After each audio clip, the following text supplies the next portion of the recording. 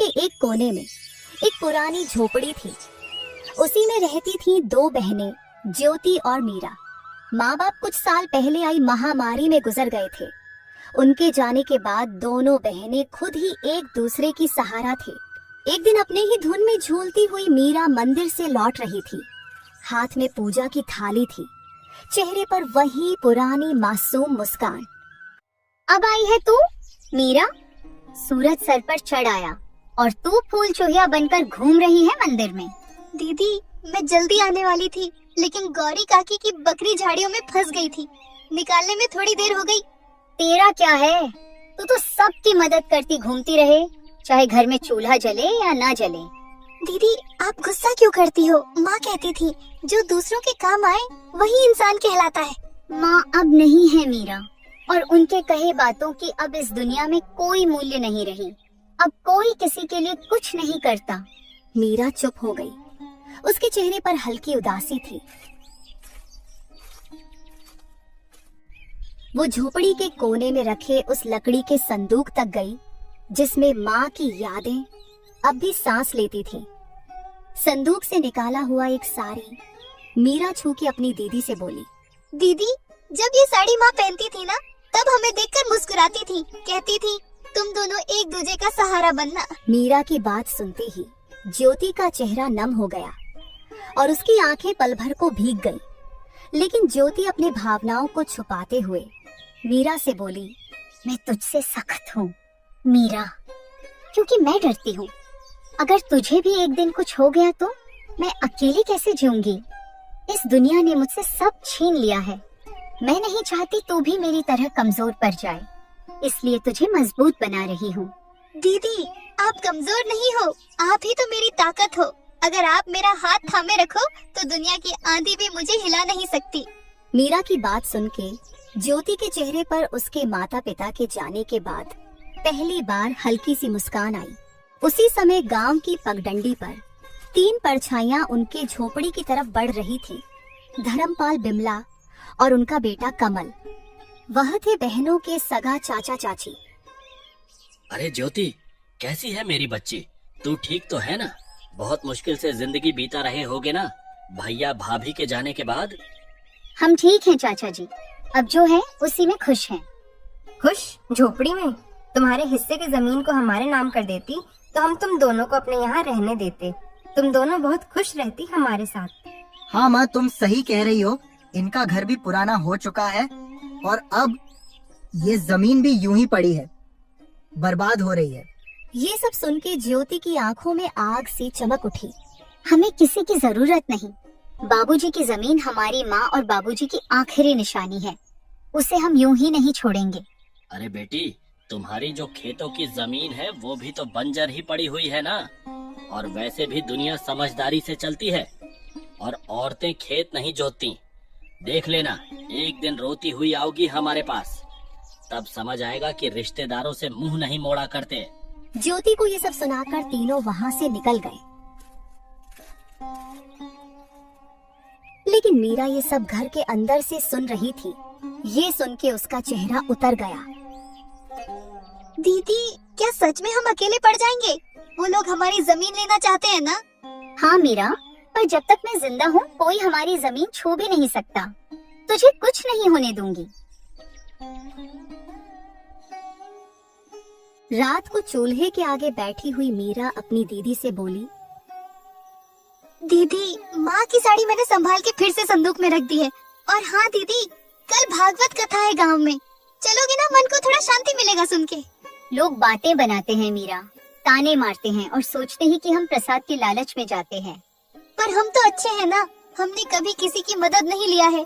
हमें डर कर नहीं, डट कर जीना चाहिए दीदी। नहीं, हम नहीं जाएंगे। भगवान सब में है।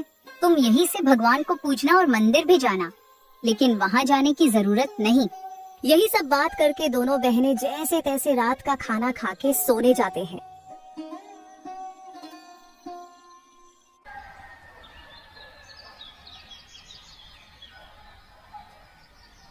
अगली सुबह दोनों बहनें अपनी जमीन को देखने जाते हैं, जिसमें दोनों बहनों ने मेहनत करके थोड़ी सी सब्जियां उगाई थी।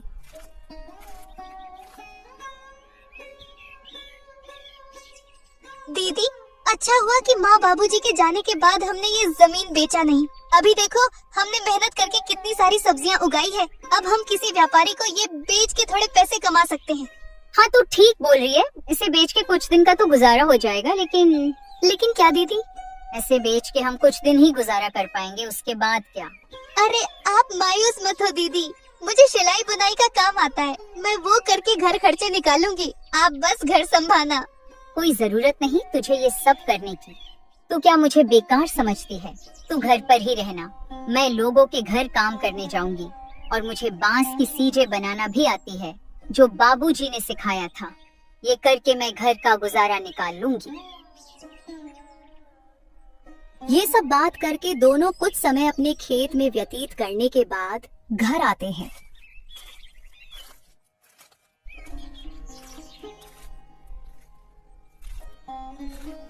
और अपने अपने काम में लग जाते हैं। रात को जब दोनों सोने जाते हैं, तब दोनों बहनें अपनी मुश्किल भरी जीवन के बारे में एक दूसरे से बात करने लगते हैं। दीदी, माँ बाबूजी के बिना ये रातें और भी डरावनी लगती हैं। सब कुछ खाली खाली लगता है ना दीदी? हाँ मीरा, पर अब हम माँ बाबूजी दोनों की जिम्मेदारी निभा रहे हैं। हमें हार नहीं माननी। ये जमीन, ये घर, सब कुछ उनका दिया हुआ है। हमें इसे बचाना है किसी भी कीमत पर। यही सब तो माँ बाबूजी की यादें हैं। ज्योति बहुत ही हिम्मती थी। वह तो किसी से मदद भी नहीं लेना चाहती, लेकिन उसे अपनी बहन को लेके बहुत चिंता होती थी। अगले दिन जब दोनों बहनें खेत पर पहुंची, तो देखा कि जमीन के बीच एक खूंटी गड़ी हुई थी। दीदी, ये जमीन के बीचों बीच खूंटी कौन गाड़ गया? ये तो कल यहाँ नहीं थी और न ही हमने इसे गाड़ी है। जरूर इसे कोई यहाँ गाड़ गया है। ये जरूर हमारे चाचा चाची का काम होगा, लेकिन ये काम बिना किसी सरकारी आदमी के नहीं होता। इसका मतलब हमारे खेत को ये लोग बांटने की साजिश चला रहे हैं। उसी वक्त दूर से धर्मपाल आता दिखा और उसके साथ बिमला और उनका बेटा कमल भी था। तीनों के चेहरे पर अजीब सी मुस्कान थी। अरे बेटियों, घबरा क्यों रही हो? हम तो बस मदद करना चाहते हैं। तुम्हारे माँ बाप के जाने के बाद जमीन की देखभाल जरूरी है। तुमसे अकेले तो होगा नहीं। चाचा जी, आपकी मदद की जरूरत नहीं है हमें। ये जमीन हमारी माँ बाबूजी की निशानी है। इसे किसी के हवाले नहीं करेंगे। अरे बच्चियों, ऐसे कैसे नहीं दोगे? ये जमीन तो तुम्हारी और हमारी। कमल के दादाजी ने अपने दोनों बेटों को बराबर हिस्सा करके दिया था, लेकिन शायद तुम्हारे पिता अपने आखिरी दिनों में तुमसे ये बात बोलना भूल गए। इतने साल तो हम साथ ही खाए पिए हैं। हम तो तुम्हारे भलाई ही चाहते हैं। अब ये दुश्मनी क्यों? दुश्मनी तब शुरू हुई चाची, जब आपने हमें अकेले समझकर हमारी जमीन पर नजर डाली। और चाची, दुश्मनी तो आप लोग हम दोनों से निकाल रही हो। अरे मीरा, इतनी गरज क्यों रही हो? छोटी हो छोटी बनकर रहो। ऐसे बड़ों के बीच मत बोल, समझी? अरे जाओ, कैसे बड़े लोग जिनकी सोच छोटी होती है, वे उम्र में बड़े होके भी सम्मान के हकदार नहीं होते। मीरा तू कुछ मत बोल। और हाँ, अब अगर आप लोग हमारे खेत के पास भी आए तो अच्छा नहीं होगा। हम कमजोर दिखते हैं पर डरते नहीं। धर्मपाल ने सबको चुप कराकर कहा। ठीक है बेटियों, हम कुछ नहीं कहेंगे, लेकिन कानून अपना काम करेगा। जब जमीन के सरकारी कागजात आएंगे तो देख लेना। जब तुम्हारे नाम नहीं निकलेंगे तो खुद समझ जाओगी कि जमीन किसकी है। तीनों वहाँ से चले गए। ज्योति और मीरा कुछ देर तक खामोश खड़ी रहीं। दीदी, क्या वो सच में कागज बदलवा सकते हैं? कुछ भी कर सकते हैं मीरा। लालच में आदमी अंधा हो जाता है। हमें किसी पे भरोसे नहीं करना चाहिए। अब हमें बहुत संभाल के रहना पड़ेगा। उसी दोपहर दोनों बहनें सरपंच के पास पहुंची। चौपाल में गांव वाले बैठे थे और वहाँ पहले से ही धर्मपाल बैठा हुआ था। सरपंच जी, हम आपके पास न्याय मांगने आए हैं। हमारे चाचा चाची जमीन हड़पना चाहते हैं और शायद पटवारी से मिलकर फर्जी कागज बनवा रहे हैं। हम अनाथ हैं, इसका मतलब ये नहीं कि हम बेबस हैं। हमें अपने माँ बाबूजी की जमीन किसी हाल में नहीं देनी। कृपया आप हमारी मदद करें। धर्मपाल जी, अगर ये सच है तो ये गांव की मर्यादा के खिलाफ है। परिवार के नाम पर ठगी करना यहाँ नहीं चलेगा। सरपंच जी, ये लड़कियां हमें बदनाम कर रही हैं। हम तो बस जमीन की चिंता कर रहे हैं। इन दोनों बच्चियों को क्या पता ये जमीन के बारे में। ये जमीन के बाद तो इनके पिता और मैं ही जानते थे। मेरा भाई तो अब इस दुनिया में नहीं रहा, इसीलिए अब मुझे ही तो सब कुछ देखना पड़ेगा। गांव वालों में फुसफुसाहट होने लगी। हमने इन बच्चियों को बचपन से देखा है, ये झूठ नहीं बोल सकती। धर्मपाल के मुंह में राम, बगल में छुरी। हम सब समझते हैं इसके बारे में। सरपंच ने इस बात को अगले दिन पंचायत में विस्तार से निकालने की बात की और फैसला अगले दिन देने की बात कही। बहनों की आंखों में पहली बार उम्मीद की चमक थी।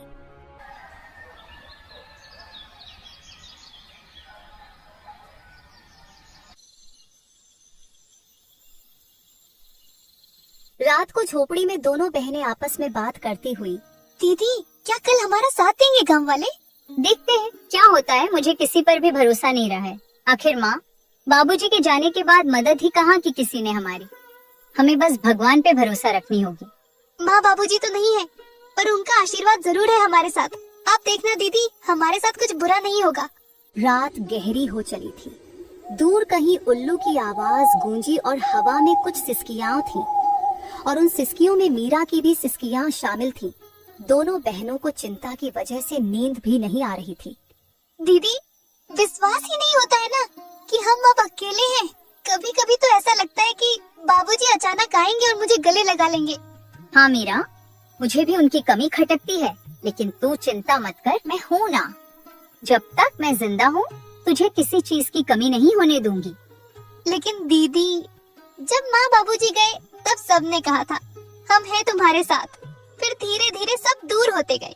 चाचा चाची तो जैसे बस हमारे हिस्से की जमीन के लिए ही हमारे करीब थे। ज्योति की आंखों में आंसू थे, लेकिन उसने उन्हें छुपाया। उसे अपनी बहन के सामने कमजोर नहीं पड़ना था। दुनिया बहुत चालाक है मीरा। रिश्ते अब खून से नहीं धन दौलत से बनते हैं, लेकिन हम भी अब चुप नहीं रहेंगे। अगर हमें अपने अधिकार के लिए लड़ना पड़े तो लड़ेंगे।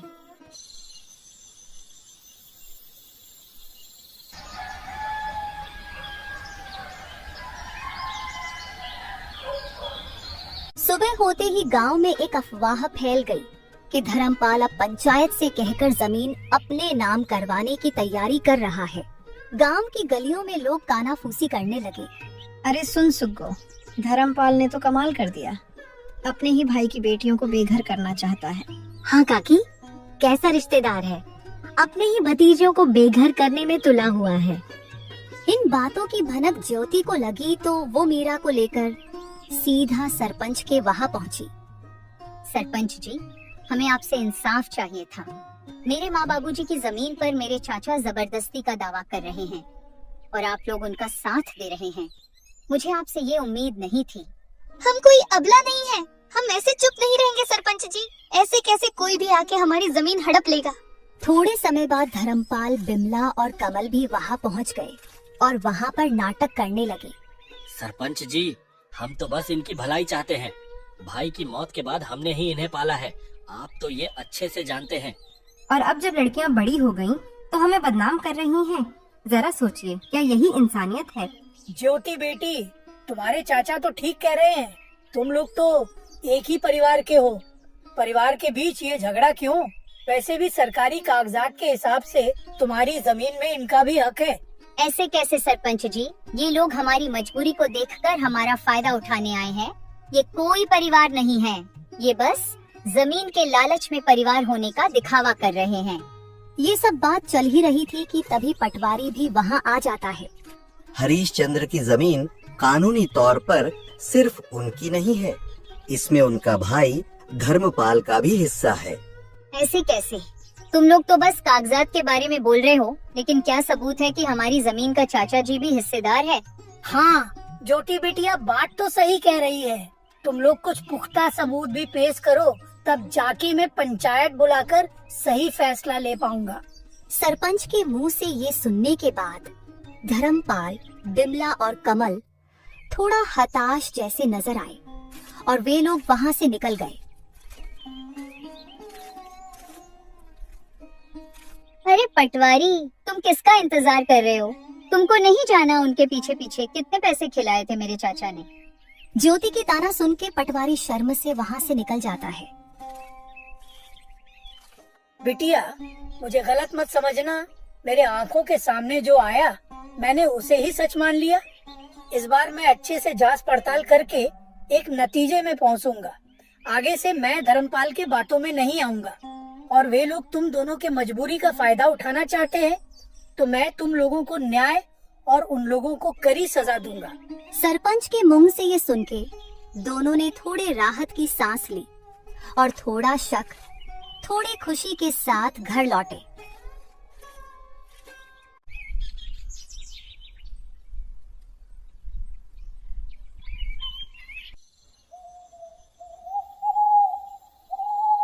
रात होते ही दोनों बहनें फिर से चारपाई में बैठ के बात करने लगते हैं। दीदी, आपको क्या लगता है कि हमारी जमीन हमारे पास रहेगी या फिर हमारे कपटी चाचा चाची को मिलेगी?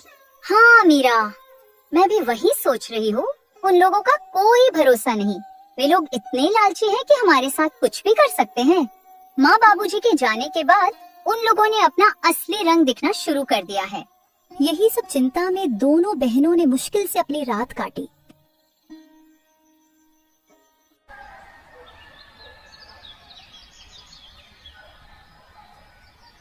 गांव की हवाओं में हल्की सरसराहट थी।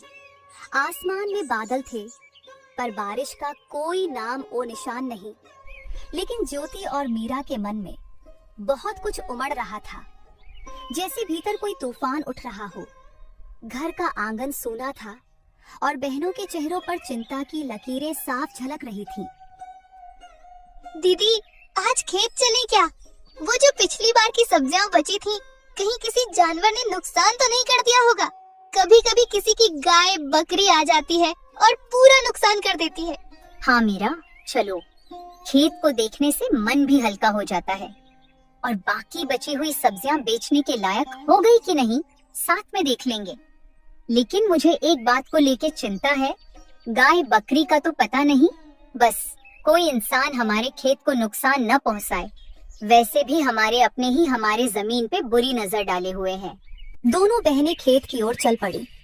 रास्ते में पेड़ों की छाव थी और चिड़िया की सहल पहल।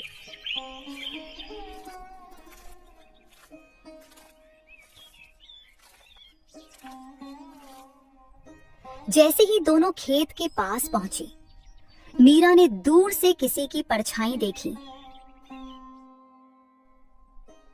दीदी, वो देखो, वो कमल ही है ना? कमल उनके सामने खड़ा हो गया।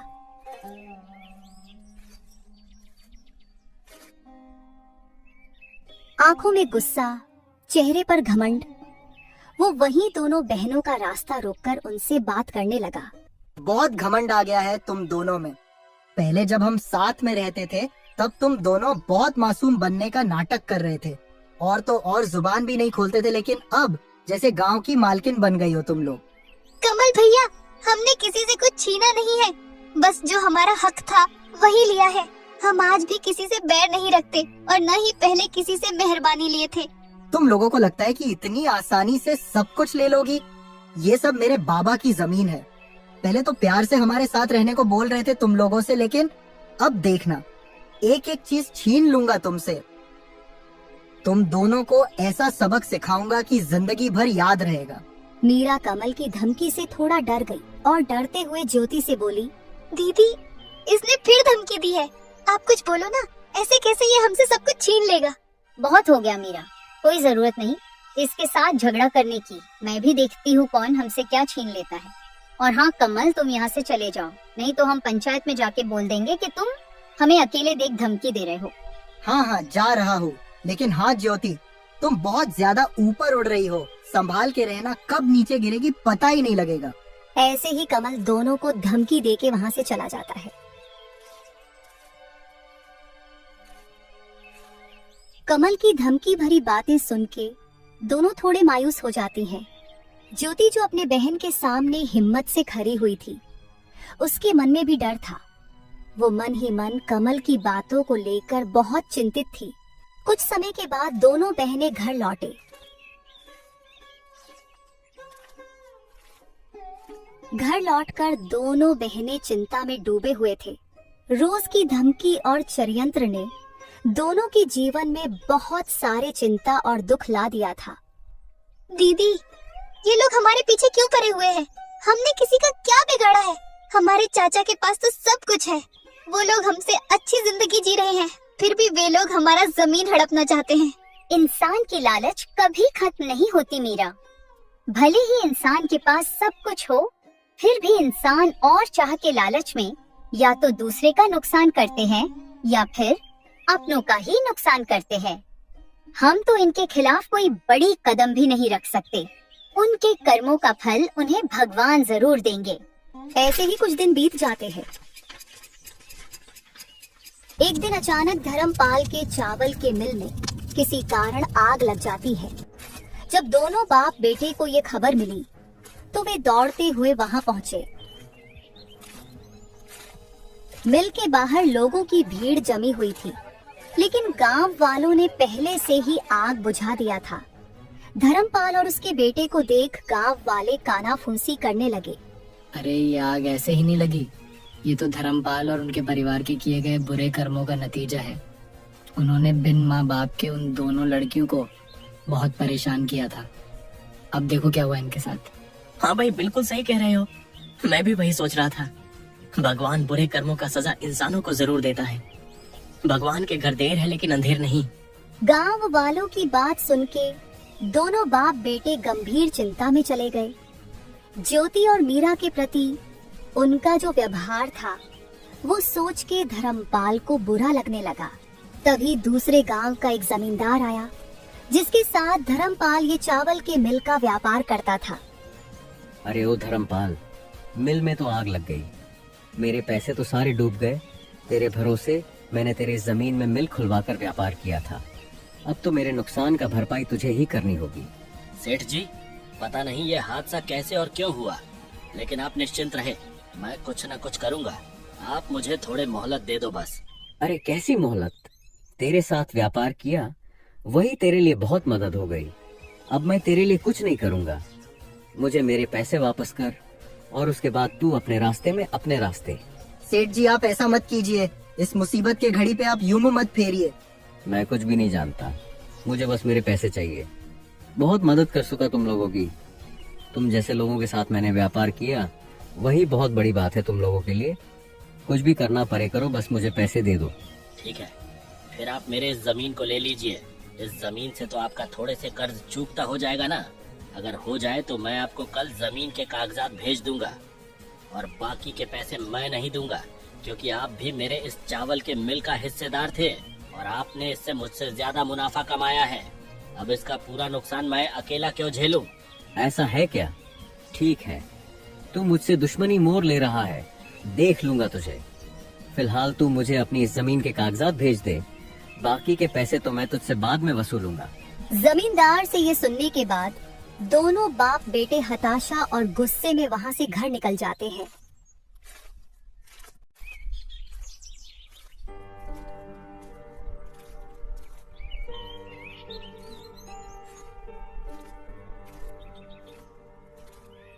घर जाके धर्मपाल अपनी पत्नी से आज के दुखद हादसे के बारे में दुखी मन से बताता है। अरे भाग्यवान, हमारे साथ ये क्या हो गया? हम तो पल भर में बर्बाद हो गए। पूरा कारोबार, जमीन सब कुछ छीन गया। अब तो बस ये घर ही बचा हुआ है। मुझे पता है ये सब भगवान हमारे बुरे कर्मों का फल दिया है हमको। ये जी, आप ऐसे मायूस मत हो, कुछ रास्ता होगा। हम ऐसे कैसे बर्बाद हो गए? और हाँ, आप तो वो दूसरे गांव के जमींदार के साथ व्यापार करते थे ना, उनसे मदद मांगिए ना, वो तो कुछ मदद कर देगा। अरे कैसी मदद माँ, वो आदमी मदद करेगा। अरे मदद छोड़ो, उसने हमारे चावल के मिल के जमीन को भी हड़प लिया। अरे ये क्या कह रहा है तू? अगर किसी से मदद नहीं मिला तो हम क्या करेंगे इस मुसीबत के घड़ी में? छोड़ो भाग्यवान, जो हुआ है वो सब अपने ही बुरे कर्मों का नतीजा है। तुम खुद ही सोचो, हमने मेरी दोनों भतीजियों को कितना दुख दिया है, उसी का पाप लगा है हमें। हाँ माँ, बाबूजी बिल्कुल सही कह रहे हैं। हमने पाप किया है, हमें अब इसी दुनिया में पापों का फल भुगतना पड़ेगा। पता नहीं बिना पैसों के अब ये घर कैसे चलेगा। हाँ कमल बेटा, तू सही बोल रहा है। अब हम ये घर कैसे चलाएंगे? हमें तो गांव में कोई मदद भी नहीं करेगा। ज्योति और मीरा के ऊपर किए अन्याय के लिए गांव वाले भी हमसे नाराज है। ऐसे तो हम सड़क पे आ जाएंगे। ये सब बात करके तीनों बहुत उदास हो जाते हैं और तभी इस उदासी भरी माहौल में बिमला बोल पड़ती है। ये जी, मेरे मन में एक विचार आया है। क्यों न हम ज्योति और मीरा के पास जाके उनसे मदद मांगे और साथ में उनसे हाथ जोड़ के माफी भी मांग लेंगे। मदद?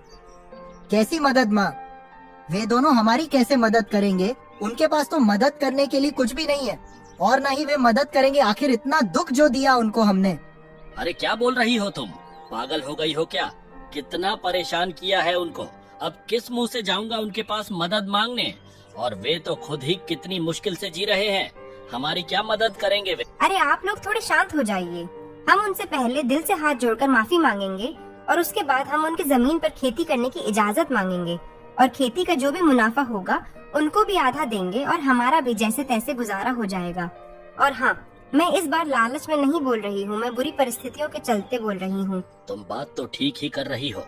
हमें तो कोई मदद करेगा नहीं और हमें तो ज्यादा कुछ काम भी नहीं आता। बस थोड़ा खेती बाड़ी जानता हूँ मैं। और अगर वे लोग मदद के लिए मन जाए तो कमल भी मेरी खेती में मदद कर देगा। हाँ बाबूजी, मैं करूँगा मदद। चलिए बात करने जाते हैं उनसे। और अगर वे मदद नहीं भी करे तो कम से कम माफी की उम्मीद तो रख ही सकते हैं। ये बोल के तीनों ज्योति और मीरा के घर पहुँचे।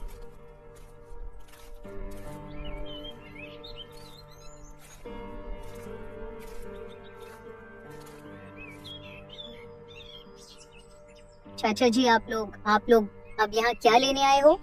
ज्योति बेटी, हमारा चावल के मिल पे आग लग गई है। हम तो पूरा बर्बाद हो गए। हाँ, मुझे पता चला आपके बारे में और मुझे इस बात का खेद है, लेकिन आप हमारे पास क्यों आए हो? क्या आपको लगता है कि आग हमने लगाया है? नहीं ज्योति, तो हमें गलत समझ रही है। हम तो तुम दोनों से माफी और मदद की आस लेके आए हैं। मदद? कैसी मदद चाची? क्या मदद चाहिए आपको? हम तो खुद ही जैसे तैसे जी रहे हैं और आप किस हक से मदद मांग रहे हो? हम हैं ही कौन आप लोगों के? बिमला ने गिड़गिड़ाते हुए ज्योति और मीरा को सब कुछ बताया और ये सब बात होते समय धर्मपाल और कमल शर्म से अपनी सिर झुका लिया था। मीरा बिमला की बात सुन के बोली, हम मदद करेंगे चाची, जो हुआ सो हुआ। आखिर आप लोग हमारी चाचा चाची है, हम आपके साथ हैं। क्या बोल रही तू मीरा? पागल हो गई है क्या? भूल गई कितना दुख दिया है इन लोगों ने हमें? और हमारे बुरे समय में ये लोग कहाँ थे? अब क्यों मदद करेंगे हम इनकी? ऐसे मत बोलो दीदी। आज माँ बाबूजी होते तो वे भी इन मुसीबत में इनकी मदद करते। और माँ बाबूजी कहा करते थे कि माफी बहुत बड़ी जीत है और माफ करने वाला ही असली विजेता है। फिर भी मीरा, मैं इन लोगों की करतूत नहीं भूलूंगी। मैं मदद करने के लिए तैयार नहीं हूँ। दीदी, आपको मेरी कसम, कृपया आप उनकी मदद कर दीजिए। और वैसे भी इनको हमारे जमीन पे खेती करने देंगे तो हमारी भी बहुत मदद होगी और हम आगे से हंसी खुशी एक साथ रह पाएंगे। मान जाओ ना दीदी, मुझे माँ बाबूजी की कमी बहुत खलती है। इनके साथ होने से मुझे अच्छा लगेगा।